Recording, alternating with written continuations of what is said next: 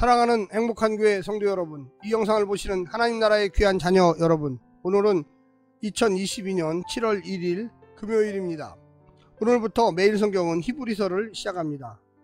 7월 26일까지 히브리서가 계속됩니다. 먼저 히브리서 서론을 잠깐 살펴보겠습니다. 신약에서 히브리서에 독특한 분류가 있습니다. 복음서는 마태, 마가, 누가 이고요.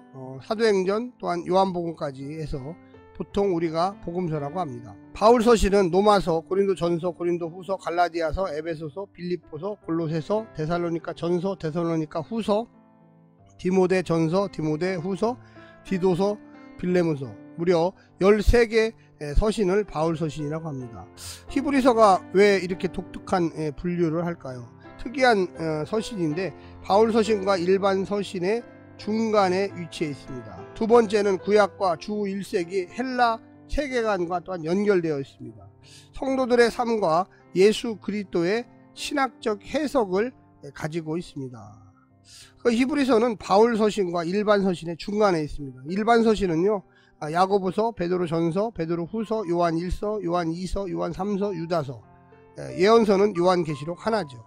그래서 그 중간에 있는데 예수님의 삶, 또 예수님의 제자들의 삶, 성도들의 그 삶을 이야기하면서 또한 그것에 더불어 예수님의 그 신학적인 해석을 가지고 있다는 거죠. 두 번째는 저자와 독자입니다. 모두가 불투명합니다. 누가 썼고 누가 받아서 최초로 읽었는지, 최초의 독자가 누구인지를 정확하게 알 수가 없습니다. 사도급의 어떤 인물이라고 추정을 하죠. 바울은 동방 교회를 인정하고 서방 교회에는 바울을 불인정하는 그런 모습을 보이고 있습니다. 루터는 아볼로가 이 히브리서를 썼을 것이다 생각하는데 사도행전 18장 24절 28절을 근거로 해가지고 이야기하고 있습니다. 그래서 이 사도급의 어떤 인물이라고 했을 때 바울을 동방교회에서는 바울이 썼을 것이다 생각하고요, 서방교회에서는 바울이 쓴 것이 아니다 이렇게 이야기하고 있습니다. 또한 여러 후보들이 거론됩니다. 히브리서를 누가 썼냐? 아마 누가가 쓰지 않았냐, 신라가 쓰지 않았냐, 빌립이 쓰지 않았냐, 교부, 이 초대교회 교부 이 클레멘트가 쓴 것이 아니냐, 또 브리스길라가 아마 히브리서를 썼을 거다, 뭐 여러가지 후보들이 거론됩니다. 3세기 이 교부 오리게네스는 오직 하나님만이 아신다 이렇게 또한 이야기한 교부가 있습니다. 어디에서부터 최초로 읽은 편지인가, 어느 공동체가 최초로 이 히브리서를 읽었을까, 여러가지 설이 있습니다. 내용이 또한 독특합니다. 여러가지 유추해 볼 때 구약 배경을 아주 가장 많이 갖고 있는 이 서신서가 히브리서다. 성전 제사에 대한 관심이 많은 공동체, 그래서 유대인 공동체가 아니었겠나, 최초로 읽은 공동체들이. 또한 로마 헬라 문화, 특히 이 플라톤 철학에 익숙한 단어들, 이 헬라어들이 들어있습니다. 그래서 헬라어를 사용할 줄 아는 유대 그리스도인, 아마 로마 지역의 교회 공동체일 가능성을 제기하고 있는 사람들이 많습니다. 그래서 그들이 첫 번째로 이 히브리서를 읽었다, 뭐 이렇게 생각하시는 여러 학자들이 있습니다. 히브리서의 구조는요, 나선형 구조가 있습니다. 똑같은 이 패턴, 하나의 주제를 여러 번 반복하면서 이야기합니다. 성경, 특히 구약 성경을 인용하고요, 또 해석을 하고 예증의 패턴을 가지고 있습니다. 그래서 그러므로, 이 그러므로라는 단어가 명령과 실천의 방향성을 제시합니다. 1장 1절부터 4절의 서원, 아들을 통한 계시, 1장 5절부터 2장 18절까지 그리스도의 우월성, 이 논술, 관련 논술, 그러니까 증명한다는 거죠. 3장 1절부터 10장 18절, 예수 그리스도는 모세보다 뛰어나다. 역시 마찬가지입니다. 4번에 걸려서 권면도 하고요, 논술. 예수님은 모세보다 뛰어난 인물이다, 이것을 이야기합니다. 10장 19절부터 13장 19절까지 믿음과 인내의 요소, 역시 권면의 구조로 나와 있습니다. 13장 20절부터 25절까지는 축도와 끝인사. 그럼 과연 이 히브리서를 왜 썼느냐? 저술 동기는요, 히브리인들에게 보내는 편지, 이 설교 형식의 편지입니다. 즉 깊게 보면 오늘날의 강해 설교다, 이게 현실의 삶에, 그리스도인의 삶에 예수님이 누구인가를 적용하는 설교다, 이렇게 이야기할 수 있겠습니다. 명령법의 문장들이 반복된다. 하라죠. 뭐뭐 하라, 뭐뭐. 그래서 배교의 위험을 경계하고 신실하라 이렇게 이야기합니다. 아마도 주 60년 로마 교회를 이 첫 번째로 읽은 공동체로 가정한다면 유대교의 복귀를 경계하라는 내용이죠. 다시 돌아가지 말아라. 우리 초대교회 예수님을 구세주로 영접하는 교회에 남아있어라 이렇게 이야기할 수 있고요. 또한 영지주의와 또 헬라 철학을 경계하라고 이야기하고 있습니다. 또한 기독교 신앙을 저버리지 말고 신실하게 살아야 된다. 그래서 일반 평범한 삶 속에서 예수 그리스도를 따르는 제자도의 삶을 살아라. 하나님의 구원 사역은 절대적이고 보편적이고 또한 역사적인 것이다. 하나님이 그냥 무슨 추상적인 이론을 얘기한 게 아니라 예수님을 이 땅에 보내셔서 십자가에 죽으심으로 그의 아들이 온 세상의 죄를 다 용서하고 그를 믿고 따르는 메시아로 영접하는 사람들에게 하나님의 자녀가 되는 특권을 주셨다. 예수 그리스도의 우월성과 이 대제사장의 직분, 오직 한 분, 유일하신 분이죠. 이분만이 우리의 죄를 죄속할 수 있는 조건을 갖추었고 이분만이 영원한 하나님의 대제사장의 역할을 감당할 수 있다. 예수 그리스도는 온전한 인성과 신성을 지니신 분이다. 당연하죠. 그래서 초대교회 영지주의자들, 이들은 예수님이 육체를 가지지 않았었다. 예수님은 영적인 분이니까 영적인 것만 가졌다. 아니죠. 이 복음서에도 얘기했지만 예수님은 이 땅에 하나님의 아들로 육신을 입고 왔습니다. 또한 그분이 늘 성령님과 동행하셨고 그리고 실제로 죽으셨고 실제로 부활하셨고 실제로 하늘나라로 돌아가셨다는 거죠. 유일한 예수 그리스도의 대속을 구약의 희생제사와 언어로 표현으로 나타냈다. 구약의 완전한 성취는 오로지 예수님을 통해서만 가능했다.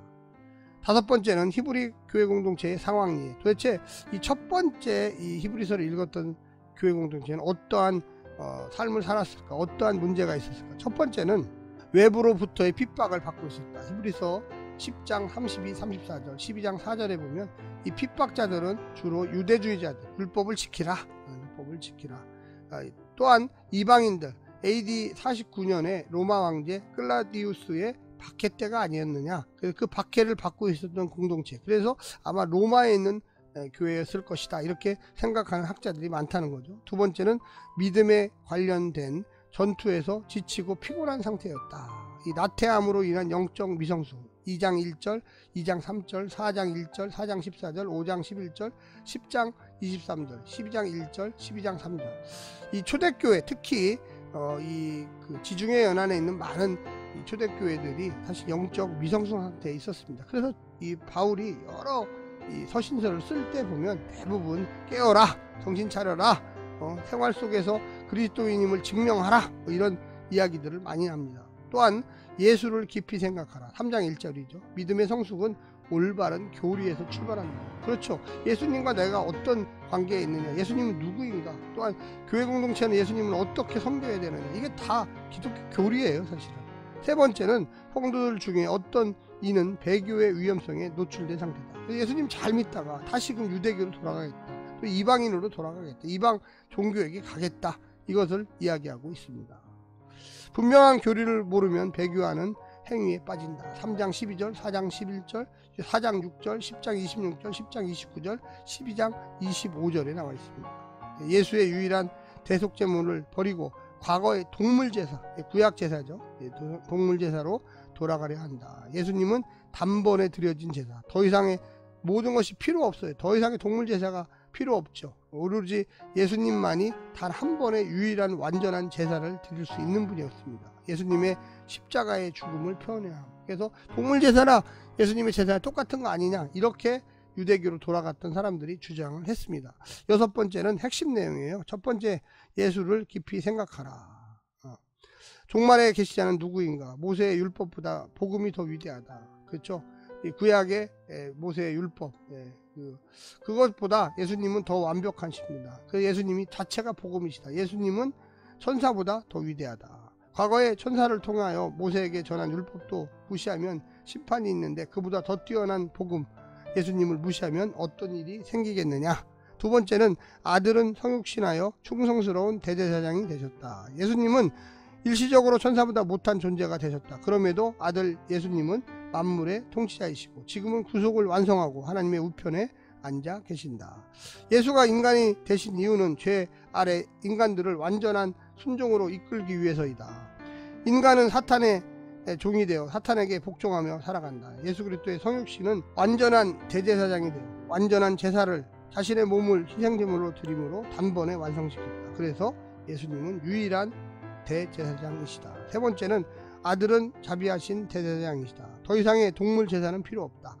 예수 하나님의 아들이 영원한 유일한 제물이 되셨다. 이제 예수님 이름만으로 모든 동물 제사를 대체하였다. 지금도 주님은 인간을 위해 변호하시며 위대하신 자비하심으로 성도들을 변호하고 계신다. 네 번째는 믿음의 인내와 그리스도의 정체성.